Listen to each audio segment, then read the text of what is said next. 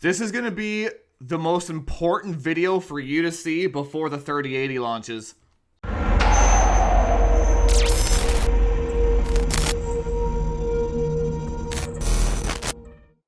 Bro, the 2080 Ti can be just as fast as a 3080. You're an idiot. That's not what Nvidia said. We're getting twice as much performance for half the money. What? That's not how math works. Yes, it is. The Nvidia slide said 60%, round up to 100%, $500 price cut, round down to half, double the performance, half the cost. Dude, did you look at the data? It's everywhere. I don't have to look at it. Nvidia gave me this sweet green colored Kool-Aid to drink. I believe everything they tell me. Did you look at any of my videos? Your videos are all bullshit. You have to leave the 2080 Ti at 250 watts for it to be fair. What the? Hey guys, welcome to Frame Chasers. That's pretty much what goes on in my head when I'm reading the comments lately. Holy shit. The Kool-Aid is strong, my friends. It's strong. It's 100% Jensen's blood. We must drink it to ascend to the Ampere level. Alright guys, on to some more serious stuff here. This is gonna be like the be-all, end-all comparison videos before the 3080 comes out.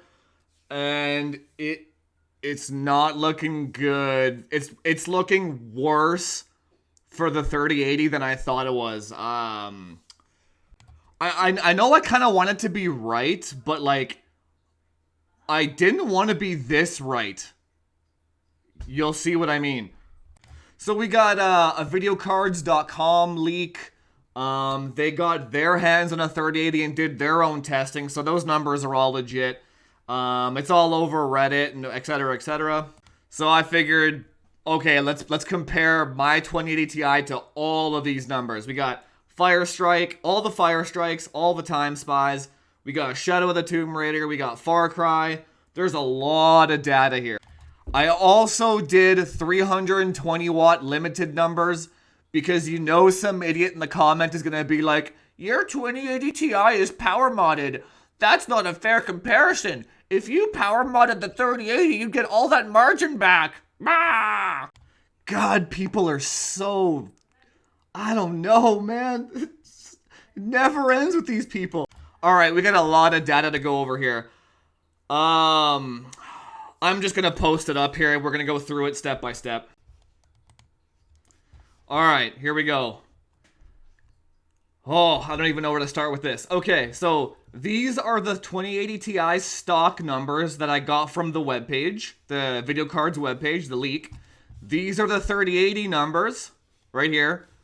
These are the 320 watt limited 2080 Ti numbers, and these are my maximum 2080 Ti numbers.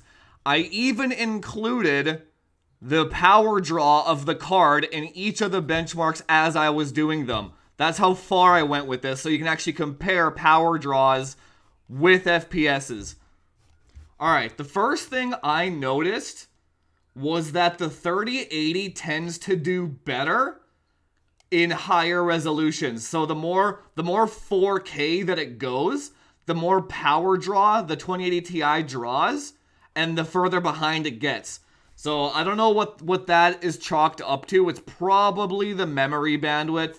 The 3080 has quite a bit more memory bandwidth than the 2080 Ti does. Next thing that you're gonna notice, the numbers between the 320 watt and the unlimited actually are only a few percent off. That's quite normal because power and voltage are not a linear scale. These numbers here are ridiculous, and I run these just because I can, not because that's the most efficient way to do it. These 320 watt numbers are a good indication of the performance difference between the 3080 and 2080 Ti. Now, this part has me really worried, and I don't know what this is, but check this out.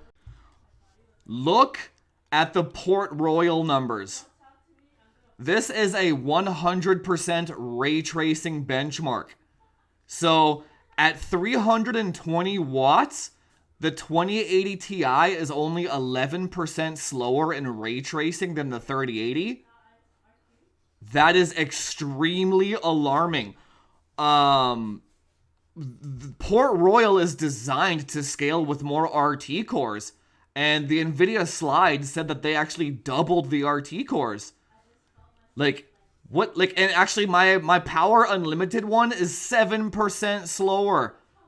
That's insanity. Like, where did all that transistor budget go? It's very strange. I don't even know what the hell this is. Check this out for another extreme oddity. The RTX 3080 does the best in Firestrike against my card. Time Spy is much closer in my card. My theory behind this is Time Spy has async compute DX12. Firestrike is a DX11 non-async benchmark. I mean, it might have async, I'm not sure, but it's a DX11 benchmark. And we know that the 3080 architecture is very similar to Pascal in that it can only do, like, it has to select which operation it's going to do, like FP32 or integer. So my theory is that DirectX 11 can actually make use of the double FP32.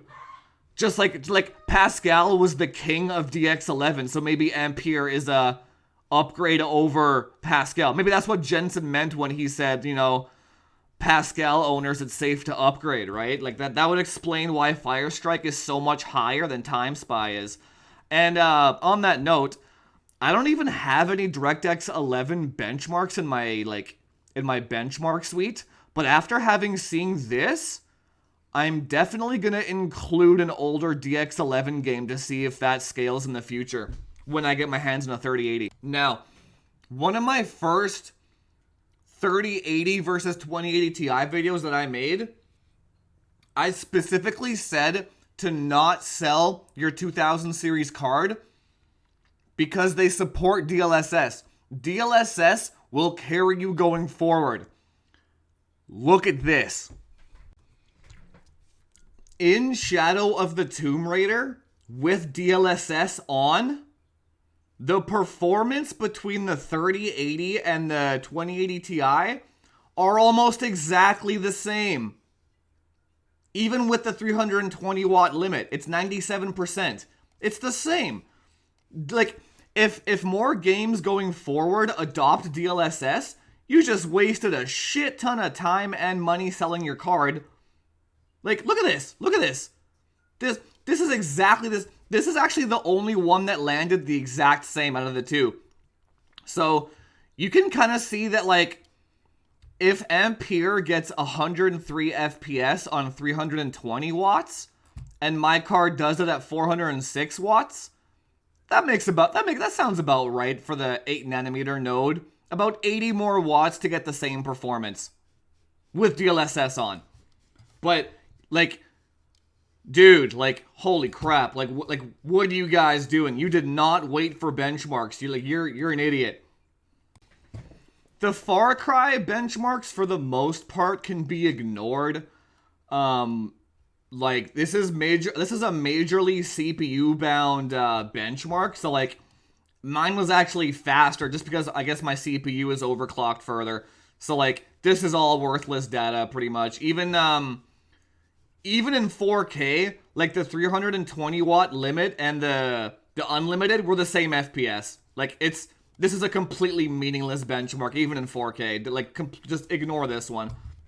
But yeah, the ones you really want to pay attention to are Port Royal and the Tomb Raider DLSS ones. Like, where did all that transistor budget go? I don't understand. The 3080 should have 3 times as many transistors as the 2080 Ti. What the hell is this? Like, where's all the transistor budget going? So I spent a lot of time getting this data. Almost 2 days of work just to get all these numbers and benchmarks done. If you do appreciate the effort that I put in, the way you can pay me back is by hitting that subscribe button. I would really appreciate it. So yeah, I'm gonna I'm gonna post up that picture in my Discord in case you want to download it and then look it over yourself later. But I don't know what to make of those ray tracing numbers. This is, yeah, remember how I said it at the beginning? I didn't want to be this right. This is, like, what is going on here? The only thing I can think of is maybe that the Ampere card is, like, severely clocked lower. Like, maybe 1600 megahertz or something. But, like, even at 1600 megahertz, and if mine's at 2100 with like the 320 watt limit, that 500 megahertz difference shouldn't make up the, like, maybe it does, like, but Nvidia said that they doubled the ray tracing cores, but we're seeing like a 10% RT scaling here with a 320 watt limit. I got, like, what is going on here? Then again, it's kind of the same with regular rasterization performance too. They doubled the CUDA cores.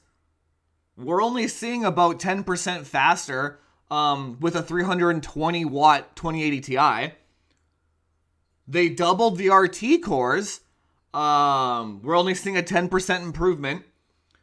And they made more efficient DLSS cores, which I'm not sure if that matters. Like, DLSS is DLSS. It's going to upscale the same. Like, even, like, DLSS efficiency would be more for the data center where they can draw less power doing the same calculations, right? So for us gamers, DLSS is just like, we got the same driver regardless, you know what I mean? So who cares about the power efficiency for DLSS? Yeah, what the hell is going on here? Like, that's why I said this is the most important video that you can see. What you're going to see on the 16th is, I'm assuming, a 25 to 30% performance bump over a 2080 Ti across the board. Ray tracing, DLSS. It all seems to be, all the performance bumps seems to be the exact same. So, like, rasterization, 30%. Ray tracing, 30%. DLSS, like, the increased margin would be the same at 30%. So, like, what did they do with Ampere? It actually literally is a rebranded 2080 Ti with a little bit more cash. Like, I don't know what the hell is going on here. Guys, if you own RTX 2000 series and you haven't sold it yet, I would hang on to it for the 3080 Ti. This is a scam. Like, this is, you think you're, like, I mean, I guess not. It's still a $500 price cut for a 2080 Ti, but the performance increases that they're touting is 100% a scam. It's a scam. Hey, 3080 buyers, welcome to 2018 with the rest of us, right? The performance you're about to get, we've already had for 2 years. Like, yeah, I wish I wasn't this right, but this is crazy. Like I said, though, I'm gonna put that chart in my Discord. If you do want to go over the numbers and discuss it, yeah, I'll leave the link to the Discord below. Join in there. Check it out.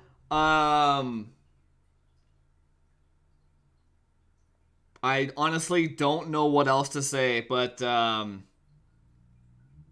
yeah. I'm actually quite disappointed with this. This is, and the fact that so many people are gonna buy the 3080 and they sold their 2000 series car. I feel sorry for these people that they just, man, that Kool-Aid, man, the Kool-Aid. The last thing that we can kind of hope for is maybe Ampere is clocked really low, like 1700, but if the rumors are true and it's already boosting up to 2.1 gigahertz, this thing is actually dead on arrival. There's not going to be any headroom for any power modding or overclocking on these things at all. Let's really just hope that they're, like, clocked super low and that it's just a much wider GPU, so it draws a shit ton more power. Let's hope for that. That's still a possibility because we don't know the clock speed. But if it's at 2 gigahertz or higher, Absolute waste of money and time getting this thing. Absolutely. Actually, I just thought of a good solution to the whole problem that we got here. On the 16th, when those reviews come out, only check to see how fast the clock speed is on the Ampere card. In the reviews, like we already know the performance benefits and all. You can ignore all that fluff. Find the clock speed number. If the clock speed is in the 16 to 1700 megahertz range, then it would actually be worth getting, because then a power mod would have some value to push it up to 2 gigahertz, we assume. If you see that the clock is already 2 gigahertz plus, wait for the 3080 Ti. That thing, you can just buy a 2080 Ti for half the price and just wait, and you get the exact same shit. Like that would be my suggestion. Like, look for that clock speed. That is the final, that's the final puzzle piece that we don't have to this entire thing. That's gonna be what we have to look for on the 16th before we buy these cards. Anyway, that's pretty much it for this one. Let me know what you guys think of all the numbers that we put up here. Hit that subscribe button if you enjoyed the content, if you appreciate the effort. I'll be bringing more of this stuff in the future. I'm always going to be comparing numbers and make sure you guys have all the data that you need to make the smartest purchasing decision that you can. And I will see you guys in the next one, and I hope you learned something today. Talk to you later.